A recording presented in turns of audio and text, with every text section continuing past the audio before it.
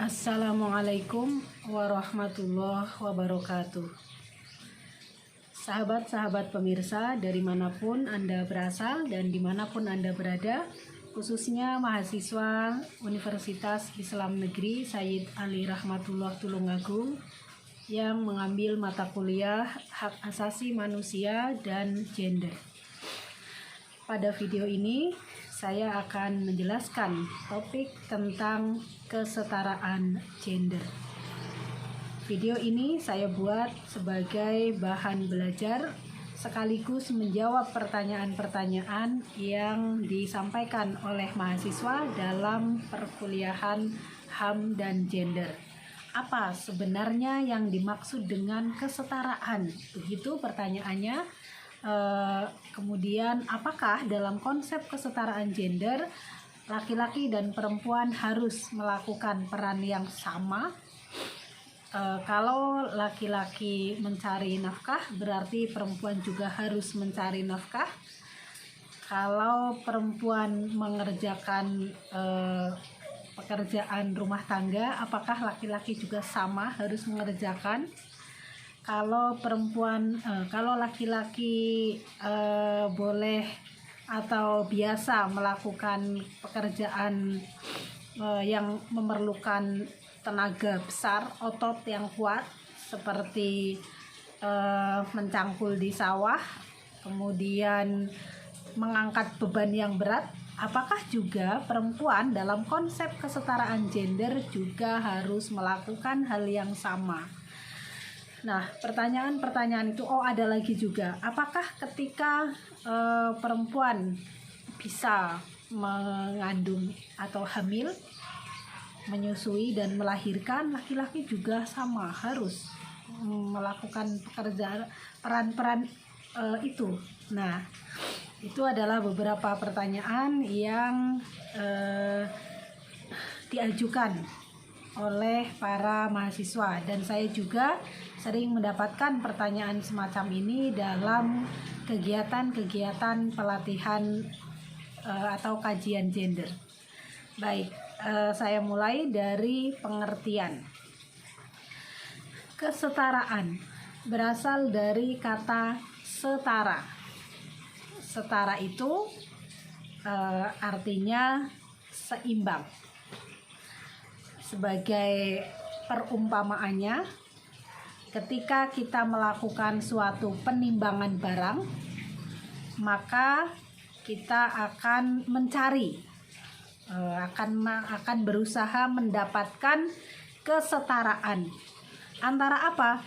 Antara barang yang ditimbang dengan alat yang dipakai mengukur timbangan. Nah, misalnya kita pergi ke pasar mau beli bawang merah 1 kg. Nah, maka pedagang itu akan menaruh sejumlah bawang merah yang kira-kira 1 kg ke dalam wadah. Wadah itu bagian dari alat yang bernama timbangan. Lalu ditaruh di timbangan. Untuk mengetahui dengan pasti apakah bawang merah ini sudah 1 kg atau belum, maka ditaruhlah bandul atau logam besi yang sudah diukur bahwa besi itu beratnya 1 kg. Nah, ketika sudah ditaruh di timbangan kedua-duanya, baik bawang merahnya maupun bandulnya, barulah kemudian dilihat sudah setara atau belum. Bawang merah itu sudah setara dengan bandul yang beratnya 1 kg atau belum. Kalau masih berat sebelah, berarti belum setara. Bisa jadi bawang merahnya kebanyakan, bisa jadi kurang. Nah, maka penimbangan itu dimaksudkan agar mengetahui setara tidaknya.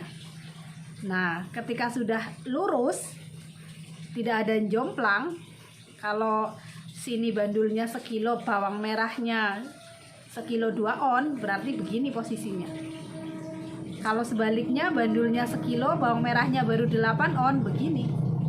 Nah, maka di situ tidak bisa dikatakan ada kesetaraan, belum setara. Setara itu kalau begini. Nah, sudah sama, lurus, kemudian selesailah proses penimbangan. Walaupun kadang-kadang ada penjual yang berbaik hati memberikan tambahan bawang merah sehingga dikatakan timbangannya anget. Anget itu artinya lebih dari yang seharusnya. Nah, sebaliknya ada juga penjual yang ini ya, oknum penjual yang mengurangi barangnya sehingga sebenarnya tidak setara tetapi seolah-olah setara. Dengan cara apa? Banyak caranya, misalnya dengan menyelipkan uang logam atau besi tersembunyi sehingga beli 1 kilo kemudian pulangnya hanya bawa 9 ons tetapi membayar seharga 1 kilo. Nah, kalau kemudian kita mendapati pedagang yang seperti ini, dia menerima harga uang menerima uang seharga bawang merah 1 kilo tetapi dia hanya menyerahkan 8 on, maka di antara pedagang atau penjual dan pembeli ini berarti ada ketidakadilan. Ketidakadilan di mana yang satu menikmati haknya lebih besar daripada pihak yang satunya. Nah, jadi dalam konsep dalam kajian gender itu dikenal ada 2 istilah, kesetaraan gender dan keadilan gender. Kesetaraan gender itu menunjukkan pada prosesnya, keadaan, bukan proses saja tetapi juga keadaan yang ada ukuran-ukurannya, ada indikatornya, ada alat pembandingnya seperti itu, alat ukurnya. Sedangkan keadilan itu menunjuk pada keadaan akhirnya. Nah, tadi penimbangannya tidak setara karena berat sebelah. Hasilnya pembeli mengalami ketidakadilan. Nah, bisa juga penjual yang mengalami ketidakadilan. Misalnya dalam proses penimbangan penjualnya lengah, pandangannya beralih ke tempat lain, kemudian pembelinya menaruh beberapa, misalnya 1 genggam bawang lagi ke dalam kresek yang sudah diterima. Penimbangannya tadi benar, ketika diterima dia mengambil lagi. Berarti di sini penjual mengalami ketidakadilan. Karena apa? Karena kecurangan pembeli. Yang contoh sebelumnya, pembeli mengalami ketidakadilan. Kenapa? Karena penjualnya melakukan kecurangan. Nah, ini secara bahasa. Secara istilah, kesetaraan gender adalah suatu keadaan yang setara antara laki-laki dan perempuan dalam pemenuhan hak dan kewajibannya serta dalam menikmati kualitas hidup. Ya, jadi di sini ada beberapa kata kunci. Yang pertama hak, kemudian kewajiban. Nah, yang terakhir adalah kualitas hidup. Apakah hak antara laki-laki dan perempuan sudah setara? Nah, setara tadi berarti tidak sama ya, tidak sama dengan sama. Kalau tadi bawang merah 1 kilo dengan besi 1 kilo itu setara, tetapi tidak sama. Begitu juga kesetaraan gender, tidak mensyaratkan adanya kesamaan hak dan kewajiban.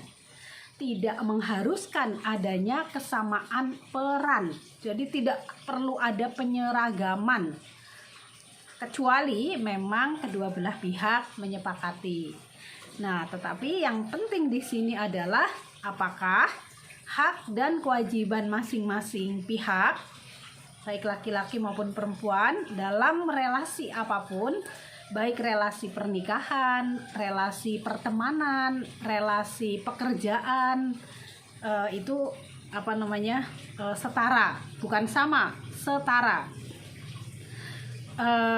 Karena apa? Karena pada prakteknya seringkali ditemukan adanya satu pihak menikmati banyak sekali hak, kewajibannya sedikit.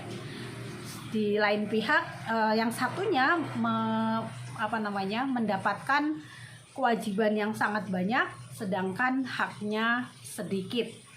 Nah, paling mudah misalnya kalau kita dalam konteks keluarga, hak untuk istirahat. Nah, Anda bisa nanti melakukan observasi di keluarga-keluarga dengan menggunakan analisis gender untuk melihat apakah peran yang dijalankan oleh pasangan suami istri itu, sepasang suami istri itu sudah menunjukkan adanya kesetaraan hak dan kewajiban ataukah masih jomplang. Nah, biasanya kalau masih jomplang akan ada yang merasa mendapatkan ketidakadilan, merasakan tidak nyaman karena ketidakadilan itu adanya di perasaan, di rasa. Kok gini ya? Nah, seperti itu. Kok aku kerja terus ya, nggak pernah berhenti. Dia kok bisa santai ya, saya kok tidak. Nah, misalnya begitu, ada perasaan ketidakadilan. Nah, kemudian apa parameter atau indikator atau ukuran dari kesetaraan gender? Nah, saya merujuk parameter yang dibuat oleh Kementerian Negara Pemberdayaan Perempuan dan Perlindungan Anak, di mana menurut lembaga ini, lembaga resmi negara yang mengurusi tentang kesetaraan gender, parameter kesetaraan gender itu ada 4. Apa saja?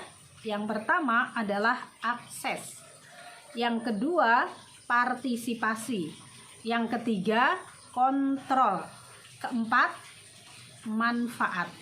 Nah, akses, partisipasi, kontrol, dan manfaat kadang-kadang disingkat dengan APKM untuk memudahkan.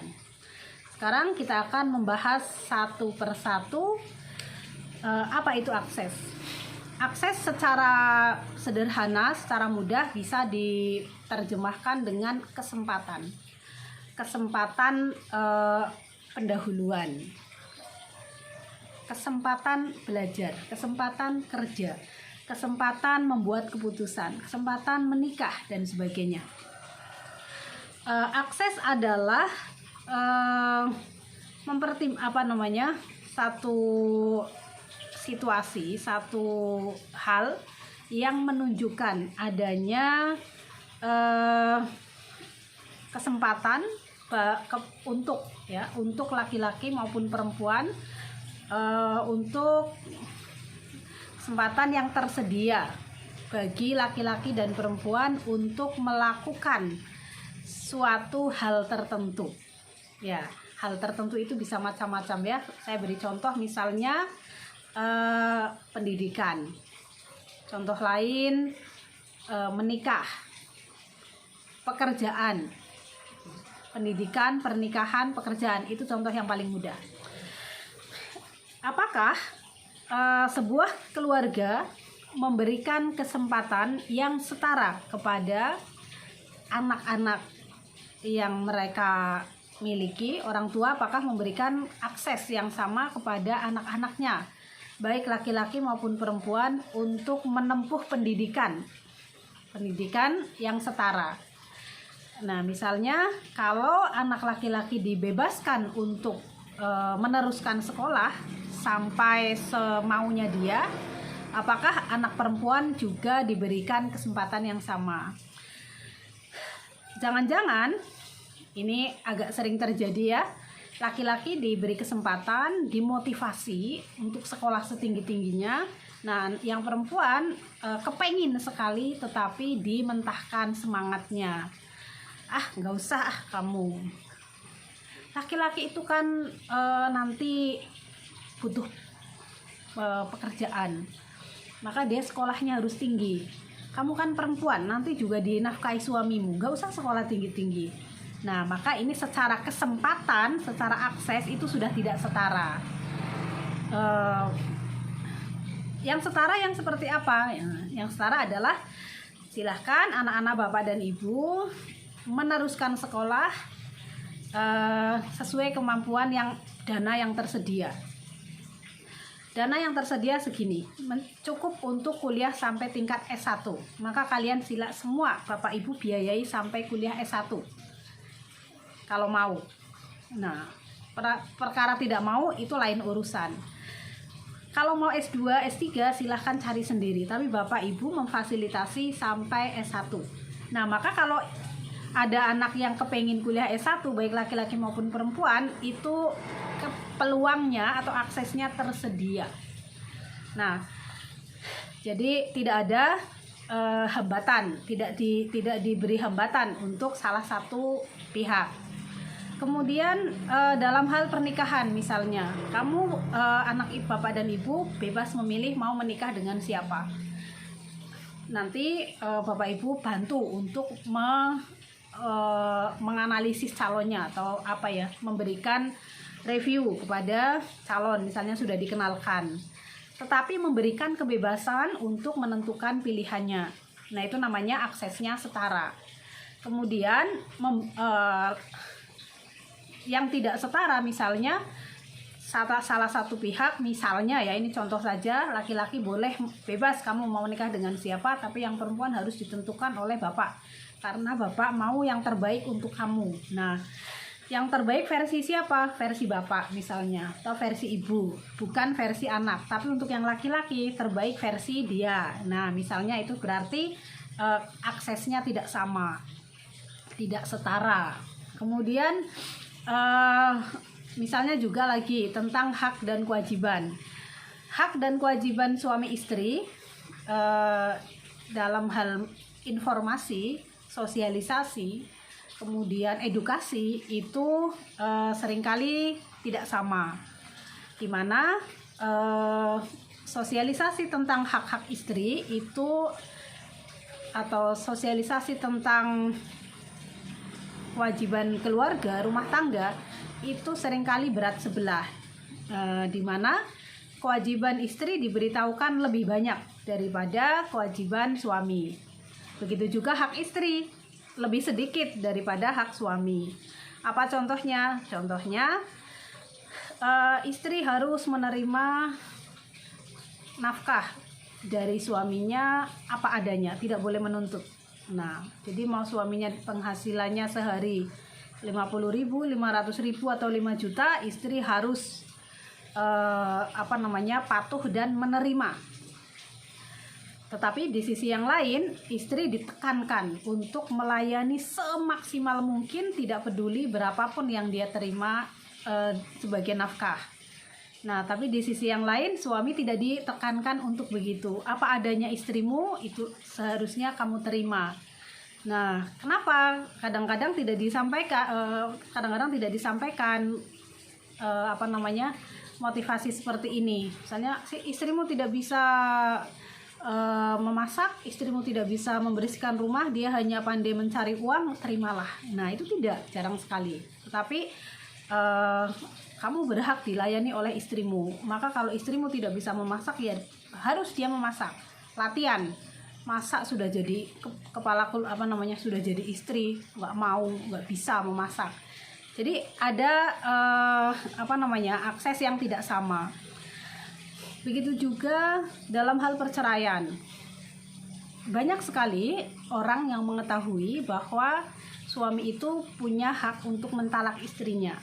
Nah, tetapi apa hak bagi istri setelah ditalak suami itu tidak banyak yang menyosialisasikannya. Sehingga para istri banyak juga yang tidak tahu.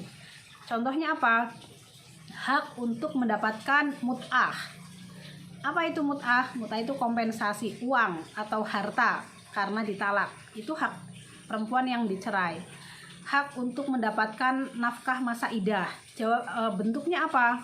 Bentuknya pakaian, makanan, kemudian tempat tinggal selama masa iddah. Nah, biasanya begitu dicerai harus minggat, harus keluar dari rumah. Padahal itu adalah istri yang dicerai masih punya hak mendapatkan harta bersama. Mereka setelah menikah sudah dapat apa saja, selama menikah sudah mampu mengumpulkan harta apa saja, masing-masing bagiannya berapa. Kadang-kadang tidak dibagi. Karena apa? Karena istri pun tidak tahu bahwa itu ada hak dia. Kemudian hak mendapatkan support uang dan perhatian bagi anaknya yang ikut dia.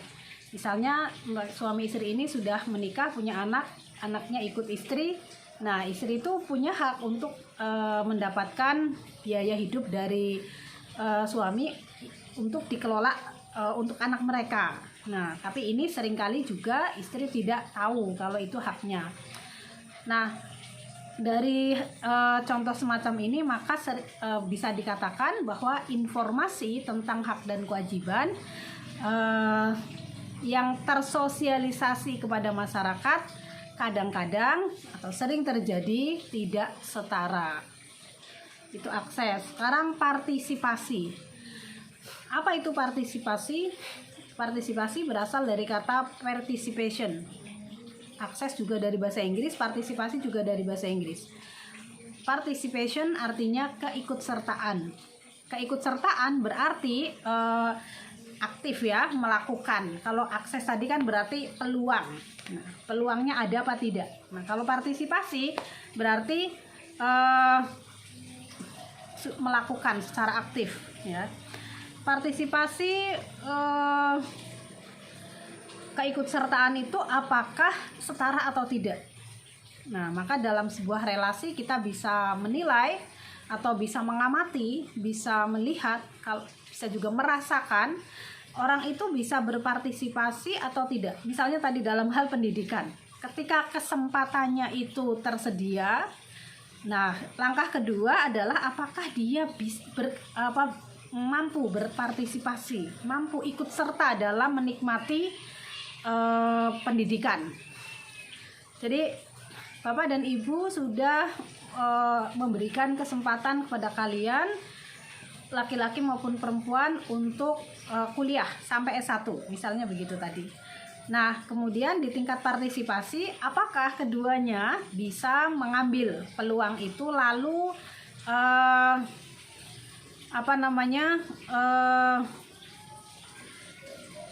mengambil peluang itu lalu ya kuliah sampai S1, bisa apa tidak? Nah, kadang-kadang kesempatannya ada, partisipasinya tidak setara. Kesempatannya setara, partisipasinya tidak setara. Misalnya sudah diberi kesempatan, tetapi dalam proses eksekusinya, prakteknya itu yang satu tidak mampu. Misalnya kenapa? Karena misalnya yang satu diberi fasilitas untuk memudahkan, yang satu tidak, sehingga dia tidak mampu berpartisipasi.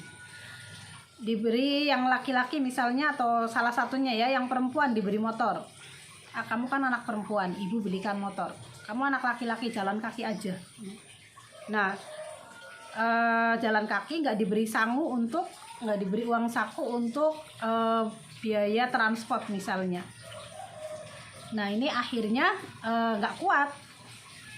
Jarak kampusnya 10 kilo, yang perempuan dikasih motor, dia bisa jalan, bisa ikut kuliah karena ada fasilitasnya.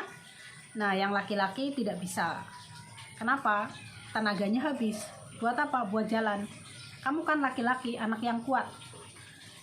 Jadi jalan aja. Nah, akhirnya mereka yang satu difasilitasi naik motor, yang satu jalan, akhirnya tidak kuat di jalan, capek, berhenti kuliahnya. Nah, atau sebaliknya, kamu anak laki-laki harus terlihat gagah. Ini ibu berikan sepeda motor. Kamu anak perempuan, tidak usah. kamu aja yang kamu selesaikan sendiri, kamu terserah kamu mau gimana, yang penting ibu sudah mengizinkan kamu kuliah, misalnya begitu. Nah kemudian di kampus sudah mendaftar, ternyata di kampusnya itu ada peraturan-peraturan yang berbeda, misalnya antara mahasiswa laki-laki dengan mahasiswa perempuan. Ada jam kelas malam misalnya. Nah jam malam ini karena mahasiswanya banyak, nah jam malam diselenggarakan. Seharusnya idealnya semua mahasiswa baik laki-laki maupun perempuan bisa kuliah, bisa ikut kuliah, bisa berpartisipasi menghadiri kuliah. Nah tetapi ternyata ada diskriminasi di masyarakat. Anak perempuan malam-malam keluyuran, nggak baik tahu, itu menandakan perempuan kurang baik, perempuan nakal. Nah akhirnya dia menjadi tidak bisa berpartisipasi. Kenapa? Jadi secara hukum dia boleh misalnya, tetapi secara budaya oleh masyarakat di sekitarnya dihambat karena dianggap perempuan tidak baik. Atau dia tinggal di kos karena dia tidak difasilitasi sepeda motor, tinggalnya di kos. Nah di kos itu diberi aturan maghrib harus sudah ada di kos, padahal kuliahnya jam 7 malam sampai jam 9 malam misalnya, ada yang seperti itu. Nah maka yang mahasiswi yang kosnya maghrib harus sudah ada di rumah, dia menjadi terhambat, tidak bisa ikut kuliah. Kemudian yang ketiga adalah kontrol. Apa itu kontrol? Berasal dari bahasa Inggris juga, control, yang artinya mengendalikan. Mengendalikan ya. Apakah seseorang ketika sudah punya hak, aksesnya tersedia, bisa berpartisipasi, kemudian apakah dia bisa mengontrol ketika haknya terlanggar? Misalnya ada yang melarang. Nah, apakah dia bisa memperjuangkan? Apakah dia berdaya untuk menyingkirkan hambatannya? Nah, misalnya tadi oleh pemilik kos dihambat, dia tidak boleh pergi keluar. Nah, apakah dia berdaya untuk melakukan negosiasi agar dia bisa mengambil haknya, yaitu ikut kuliah malam? Nah, atau dosennya, misalnya dosennya itu yang diskriminatif. Untuk kuliah malam perempuan tidak usah, mahasiswa saja, perempuan di rumah saja, tidak usah kuliah karena ini malam-malam, misalnya begitu. Nah, ketika mengalami hal seperti ini, apakah mahasiswi itu punya kekuatan, punya kendali, punya daya untuk memperjuangkan? Mohon maaf Bapak dosen, saya mahasiswi, hak dan kewajiban saya sama dengan mahasiswa. Ada jadwal kuliah malam, maka saya tidak hanya mahasiswa yang berhak, saya juga berhak. Oh nggak bisa, kamu itu perempuan, nggak baik malam-malam keluyuran, udah di rumah saja kan enak, kamu nggak usah kuliah, nanti nilainya sudah bagus. Nah ini sepertinya memanjakan, tetapi ini diskriminatif. Karena apa? Karena menjadikan dia tidak kehilangan kesempatan untuk berpartisipasi.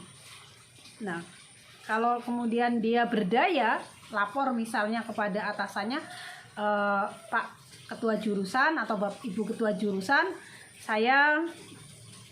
kami para mahasiswi dilarang ikut kuliah malam oleh dosen A misalnya.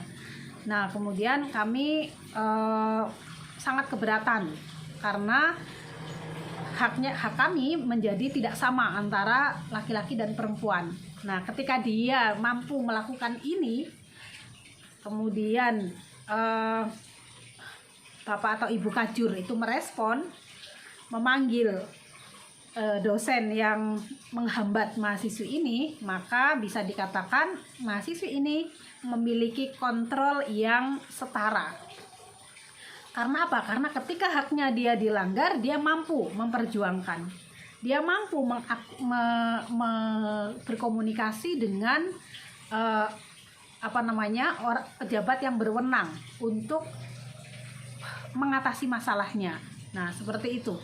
Tapi kalau dia diam saja, haknya terlanggar tapi dia diam saja, hanya menangis. Nah, itu namanya tidak punya kontrol yang setara. Dalam konteks pernikahan ini sering terjadi. Istri atau suami merasa mendapatkan ketidakadilan dalam relasi mereka. Kok istriku begini ya? Aku kerja, uangku banyak, gajiku dikuasai dan aku tidak bisa menikmati uang gajiku sendiri untuk hal-hal yang sesuai dengan kepentinganku.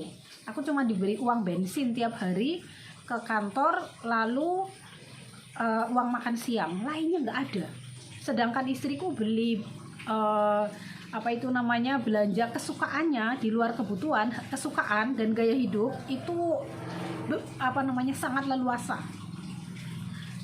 Beli tas tiap bulan, beli baju tiap bulan, beli skincare dan sebagainya. Tapi aku beli deodoran saja tidak bisa karena uangnya dikuasai, dipegang. Nah, ketika dikomplain misalnya, Bu, aku kan mau kepengen beli kesukaanku lah, HP baru misalnya. Ibu kan beli macam-macam sekali. Kenapa HP ku sudah rusak nggak bisa? Nggak bisa, Pak. Itu sudah cukup. Nanti kalau kamu HP-nya baru malah chatting-chatting sama perempuan lain, udah nggak usah.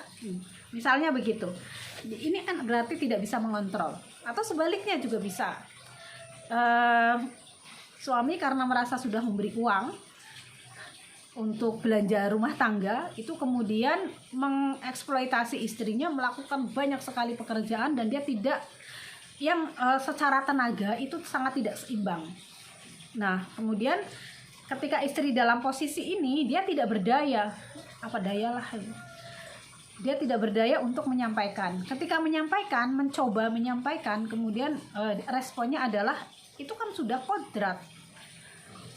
Kamu sudah jadi istri ya, memang itu kewajiban, nggak usah mengeluh. Ya semuanya dikerjakan, di mana-mana juga begitu misalnya. Tapi Pak, aku kan juga kerja, aku juga ngantor. Kalau kamu nggak mau berbagi pekerjaan rumah tangga dengan aku ini, maka aku nggak bisa istirahat, aku bisa sakit. Itu sudah resiko kamu sebagai perempuan, sudah terima saja. Misalnya begitu, akhirnya keadaan yang tidak adil itu terus berlangsung. Nah, ini berarti perempuan dalam hal ini tidak memiliki kontrol yang setara dengan yang dimiliki oleh suaminya. Karena apa? Karena ketika haknya dilanggar, dia tidak mampu untuk mengembalikan, memulihkan. Nah, misalnya mau bilang ke mertuanya takut, nanti dia diusir. Mau bilang ke orang tuanya sendiri, takut, nanti dibilang istri yang tidak becus. Mau bilang ke tetangga, takut aib keluarganya nanti tersebar. Nah, artinya dia hidup dalam ketakutan, padahal hidupnya berat, tidak bisa berbagi dengan suaminya, tetapi dia tidak mampu mencari bantuan dari orang lain untuk mengendalikan relasi gendernya sehingga berada dalam posisi yang setara. Nah, artinya dia mengalami ketidakadilan tetapi tidak mampu untuk mengusahakan agar menjadi adil. Nah, kemudian yang terakhir adalah manfaat.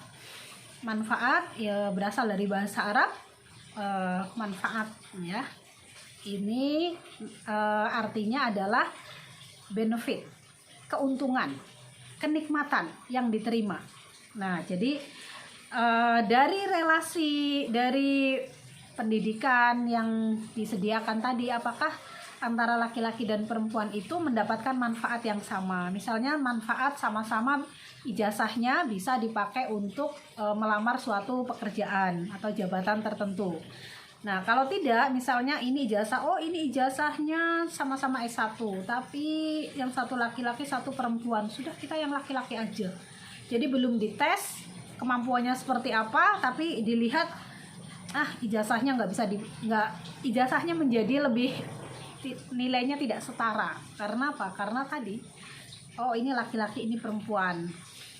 Kemudian dalam manfaat berkeluarga tadi, berumah tangga, bisa jadi ada relasi, ada pasangan yang manfaatnya dalam berumah tangga itu tidak setara antara laki-laki dan perempuan, antara suami dan istri. Suami misalnya mendapatkan manfaat di list satu persatu, satu mendapat manfaat layanan makanan karena dimasakin istrinya, 2 mendapatkan layanan laundry karena dicucikan bajunya, 3 mendapatkan layanan seksual karena setiap dia menginginkan berhubungan seks istrinya selalu mau, 4 mendapatkan layanan sosial karena kondangan ditemani, karena apalah terserah, karena dia bisa bergaul dengan teman-temannya, anaknya diasuh oleh istrinya, dia bisa gaul, bisa keluar malam, bisa nongkrong di kafe dan sebagainya. Nah, jadi manfaatnya banyak sekali. Nah, kemudian di sisi lain, apakah istri juga mendapatkan manfaat yang setara? Apakah dia bisa tidur dengan cukup? Kalau misalnya ada yang jomplang, istri hanya tidur 4 jam misalnya dalam sehari semalam, suami misalnya 8 jam, itu artinya secara manfaat dalam hal istirahat itu tidak setara. Manfaat dalam hal kenyamanan, nah apakah sama-sama nyaman? Oh, saya nyaman sekali, istri saya sangat baik, sangat melayani, hidup saya betul-betul nyaman. Nah, istri ditanya, apakah Anda juga merasakan kenyamanan yang sama setelah diberi gaji diberi uang oleh suami? Oh tidak, saya sangat menderita, misalnya begitu. Kenapa? Karena semua beban rumah tangga dan pengasuhan anak diberikan kepada saya, dilimpahkan kepada saya. Anak saya hampir tidak mengenal bapaknya. Secara psikologis, ya tahu itu bapaknya, tetapi tidak punya kedekatan. Karena apa? Ya karena dianggap mengasuh anak itu hanya pekerjaan istri. Nah, maka di Indonesia itu ada yang namanya fenomena fatherless. Fatherless itu artinya anak tidak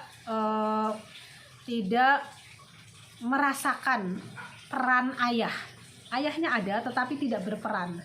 Karena apa? Karena semua peran pengasuhan itu dijalankan oleh ibunya, sedangkan bapaknya perannya mencari nafkah saja, tidak menjadi orang tua, tidak mengajak bicara, tidak mengajak jalan-jalan, tidak mengajari belajar, tidak berdialog, tidak mau tahu urusan anak. Nah, ini namanya fatherless.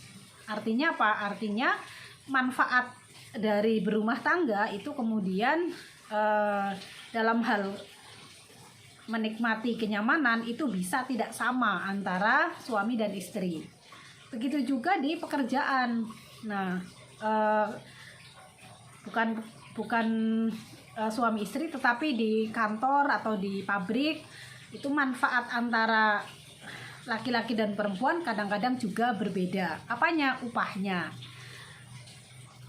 Upah buruh misalnya ya, ditetapkan upah buruh informal seperti pekerja rumah tangga, kemudian buruh sawah. Nah, itu sering antara pekerja laki-laki dengan pekerja perempuan upahnya berbeda. Walaupun durasi waktu yang dipakai untuk bekerja itu sama, upahnya berbeda. Nah, upah buruh laki-laki misalnya ya, ini yang terjadi di beberapa desa termasuk desa sekitar saya. Misalnya sehari untuk pekerjaan yang dilakukan oleh kaum laki-laki 50.000. Untuk yang perempuan diselisihi 5.000, 45.000 atau 40.000. Menjadi pekerja rumah tangga laki-laki dan perempuan juga kadang-kadang ada bedanya. Yang laki-laki misalnya sebulan 1 juta, yang perempuan 800.000 dengan durasi waktu bekerja yang sama, atau kadang-kadang banyak perempuannya karena dia kadang-kadang malam juga masih diberi tugas oleh majikannya. Nah, tapi upahnya tidak sama, berarti manfaat yang mereka terima secara ekonomi itu tidak setara. Nah, itu adalah 4 parameter kesetaraan gender, yaitu akses, partisipasi, kontrol, dan manfaat. Sekali lagi, kesetaraan gender tidak menunjuk atau tidak didefinisikan sebagai kesamaan peran, melainkan kesebandingan. Jadi setimbang, bukan sama. Nah, keadilan gender itu adalah satu keadaan yang menunjukkan adanya keadilan antara laki-laki dan perempuan dalam menikmati peran-perannya, sehingga karena adil itu adalah perasaan, maka ada di dalam hati. Saya merasa diperlakukan adil atau tidak diperlakukan adil itu adanya di hati, di perasaan. Nah, maka untuk melihat adil atau tidak, nah itu dia bisa menerima dengan dia ketika diperlakukan, ketika menjalankan peran-perannya itu dia merasa ini memang sudah seharusnya, senyamannya itu atau belum, setara atau antara kedua belah pihak itu sama-sama punya rasa yang seperti itu atau tidak. Karena kadang-kadang yang merasa nyaman itu hanya salah satu, sedangkan yang satu sangat tidak nyaman. Nah, itu penjelasan tentang kesetaraan gender. Terima kasih atas perhatiannya. Wallahul muwaffiq ila aqwamit thoriq. Assalamualaikum warahmatullahi wabarakatuh.